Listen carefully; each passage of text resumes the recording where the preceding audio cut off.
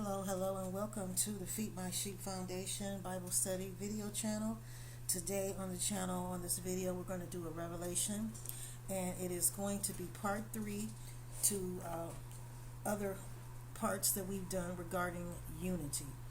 And that's going to be in reference to kingdom unity, first, which has to be established by having unity with God, coming up under his reigning and his rulership, coming into agreement with what he says as the creator of all human mankind. Okay, so once one comes into that unity with God, then they're able to be more in union and establish unity with the kingdom of God, okay, and the earth. So what we're going to do is, first and foremost, we're going to start with the first book I'm led to, which is the book of Amos, where the Holy Spirit actually gave me this revelation to go into Bible study with it on the channel. Okay, so first, again, we're going to start with the book of Amos. And let's see here. Let me get to it, because I did have it here.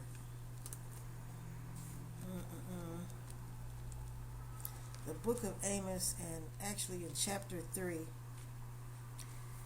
the Holy Spirit, the Heavenly Father, says in chapter 3 of the book of Amos, verse 3, he says, "Can two walk together except they be agreed?"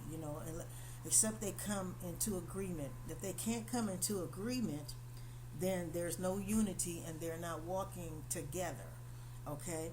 So when we look at that particular verse in reference to God, first and foremost, okay, we first have to come into the agreement of what God, the Creator, says about mankind, okay, and how he reigns and rules and establishes covenants and his statutes, all the way from the beginning when he began to reveal himself with the children of Israel, all the way over into the New Testament, where he brings Jesus Christ into the earth with salvation under the children of Israel, the tribe of Judah, because that is, of course, where it all begins to take place with the new covenant, with the new agreement that God brings to mankind in the earth.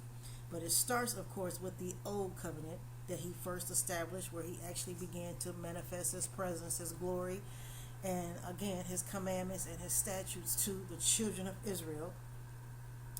And then the tribe from which Jesus Christ came was the tribe of Judah, which was one of the tribes of Israel, one of the children of Israel, Jacob's son, Judah. And as we take a look at that, let me take you back over into that in Genesis 49, I believe it is, where it mentions all the 12 tribes of Jacob. Starts here with the verse 1. Genesis 49 says, "Jacob called unto his sons and said, Gather yourselves together, that I may tell you, what shall happen in the latter days regarding your presence in the earth." Okay, so then we look over at Genesis 49 verse 8. We see Judah, and he gives Judah his revelation, his prophecy regarding his presence in the earth. He said, "Thou art whom thy brother shall praise, thy hand shall be in the neck of thine enemies. Thy father's children shall bow down before you." Okay, Judah is a lion's whelp. From the prey, my son, thou art gone up. He stoops down, he couched as a lion, and as an old lion, and who shall rouse him up? Okay, and again, let's see here. "The scepter shall not depart from Judah, nor a lawgiver from between his feet, unto Shiloh come, and unto him shall the gathering of the people be, binding his foil unto the vine, and his asses caught unto the choice vine. He washed his garments in wine, and his clothes in the blood of grapes. His eyes shall be red with wine, and his teeth white with milk." Okay, so here we see Jacob, from the chosen one between Jacob and Esau, where the Heavenly Father, God Almighty, tells Abraham regarding his children, Isaac Isaac his children, his child Isaac, and then Isaac, of course, having Jacob and Esau, the two twins that were born unto Rebekah, and the Lord revealed to Rebekah and Isaac that there was two nations within their womb, which was Jacob and Esau, and the one would serve the other. Well, and he preferred Jacob over Esau, because he stated throughout the Word of God many times, Esau he hated, but Jacob have I loved. So he chose Jacob.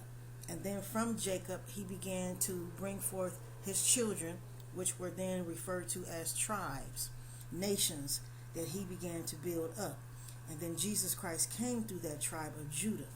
Okay, so getting back on page with that, just want to break down that revelation, what the Heavenly Father revealed to us, and how Jesus Christ came into the earth as the Son of God through the lineage of the tribe of Judah, because God wanted to establish salvation and become one with man, other men outside of the tribe of Judah, okay, in order to establish his kingdom and his rulership, and then invite others into it, because he has and wants has love for all mankind, because he knows that he created them and he wants them to be in union with him.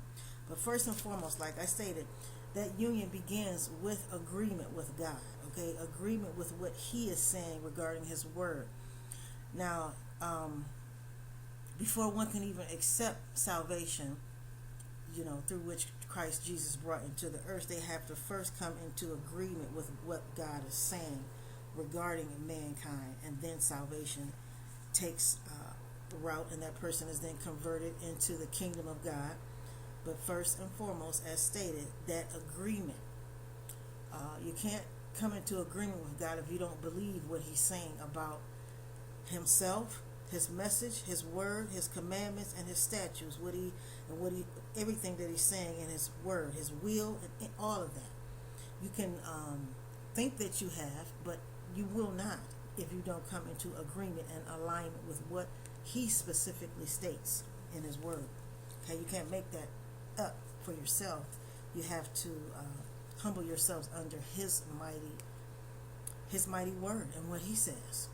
Okay, so that's how unity can be established with an individual and the new covenant.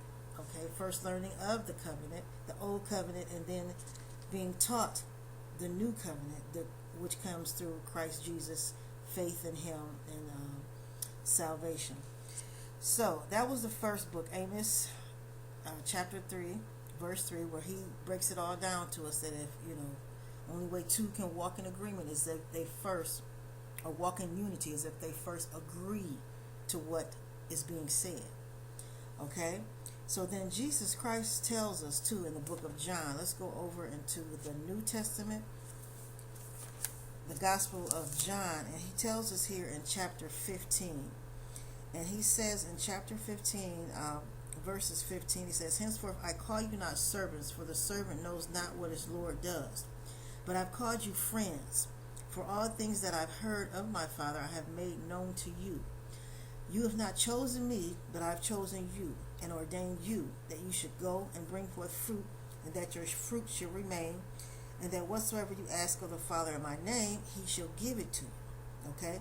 So here he's making it very well and very clear unto us that, God chooses us. We don't choose ourselves. And he ordains us, okay, to be a part of his kingdom and to begin to be one with him. Okay? And so therefore we must agree to what he is saying. He doesn't agree to what we say. Okay? It's about us falling under the humbling process with our Creator, our God. Okay, and then another, let's see, I think there is another scripture in this book, John, also, chapter 17. And actually, you can read that whole entire chapter. And it begins with the revelation words he wants me to go over from this chapter. And it begins with chapter 17, verse 11. It says, "Now I am no more in the world." Jesus Christ is saying this. "But these are in the world," and that is those that come into the agreement with God. Okay? "And I come to thee, Holy Father." And he makes this prayer. This is a prayer. He says, "Keep through thine own name those whom thou hast given me, that they may be one as we are one." Okay? So again, going back to those that are chosen, that become one, he's praying for them to keep, asking the Heavenly Father to keep them as, unified with us, because we all come into unity with the Father as we become humbled under him and take on and walk into agreement with him as we believe the words that he is saying in his word, okay, in his will. Okay, so another scripture I'm led to talk about regarding this oneness, walking into agreement, is Matthew. In the book of Matthew, chapter 18. And Jesus Christ says here in Matthew 18, and just verses 19 and 20, he says, I say unto you that if two of you shall agree on earth as touching anything. Okay, now even though he's saying this, talking to the disciples, it also applies to us, those that are to be converted into the kingdom, as we agree with him. Okay, because he's here on earth bringing salvation and talking about the kingdom. So he says, I say unto you that if two of you shall agree on earth as touching anything that they shall ask. So if you agree with Christ Jesus and you believe and you come into agreement with everything the Heavenly Father has said and you ask him to save you, he will do that. It says, it shall be done for them of my Father which is in heaven. For where two or three are gathered together in my name, there am I in the midst of them. Okay? Because you come into agreement with what Christ Jesus said and what the Heavenly Father has said. So therefore it will be done for you. And okay, another scripture, 1 John. 1 John, and we're going to go with chapter 5 in 1 John. And these are Peter, James, and John in the back, which were sort of like Jesus Christ's favorite disciples he spoke to quite often regarding the kingdom. And then they began to go forward and evangelize and make disciples of others. So he starts here with 1 John chapter 5, verse 7 I'm going to begin with. He says, there are three. Now this is Paul speaking, okay? I'm sorry. This is, we're in 1 John. And this, it is the letter that was to Paul. Written by Paul, but it's in 1 John. So, chapter 5, verse 7 says, for there are three that bear record, which is witness in heaven. And that's the Father, the Word, and the Holy Ghost. And these three are one. They all are in agreement with one another. Okay? And verse 8 says, and there are three that bear witness in the earth. Okay? And these three are all in agreement. The Spirit, the water, once one has been baptized in the name of the Father, the Son, and the Holy Ghost, and then the blood of Christ Jesus. These three all are in agreement. So whenever you come into the kingdom and these things, you're baptized in the name of the Father, the Son, and Holy Ghost, you become one with the Word, you become one with Christ Jesus, and you become one with God, and because of the Holy Ghost, okay? Because they're all in agreement, they're all in one, they're all in the same, okay? So now, once an individual has come under the agreement of the heavens through the power of salvation through Jesus Christ, they become one with heaven, one with the Father, one with the Holy Ghost, because they've been baptized. Then we're going to talk about unity in the kingdom, okay? And where we're going to actually take a look at that is going to be in our last book that he led me to, and that's in Psalm 133, okay? Psalm 133. Because once you come into the unity of the Heavenly Father, then you are able to be in unity with the kingdom. But it first must be established with the unity through the power of believing in Christ Jesus and accepting him as your personal Savior, having faith in what he has come to earth to do for mankind. But first, of course, of hearing that the Heavenly Father sent him, okay, and all that he has stated in his word. So Psalm 133, He says, behold, how good and how pleasant it is for brothers to dwell together in unity. For it is like the precious ointment upon the head that ran down upon the beard, and even Aaron's head that went down to the skirts of his garments. So as the dew of Hermon, and as the dew that descended upon the mountains of Zion. For there, where that unity is, where that bond is, that agreement in Christ Jesus, where you are become one with God, and you become one with the kingdom of God, the saints of God in the earth. He says that for there the Lord commands. There is a commandment for blessings, even life evermore. So he commands, even when you come into agreement with anyone in the kingdom about any particular thing, the Lord will command that thing be done, because you are in agreement with someone in the kingdom for it to be done, and you're walking and you're believing that God can do it. So therefore there is a commandment. He makes it to be done for those individuals and for the kingdom of the God whenever there is a salvation needed for a saint in the kingdom. Okay?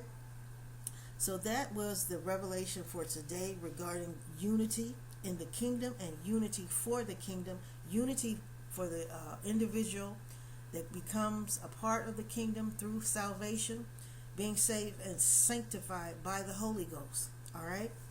And I don't know, maybe Holy Spirit will lead me to do a part 2 to this, because it is or not part 2, but another part to this, I should say, because again, this is part 3 from the unity.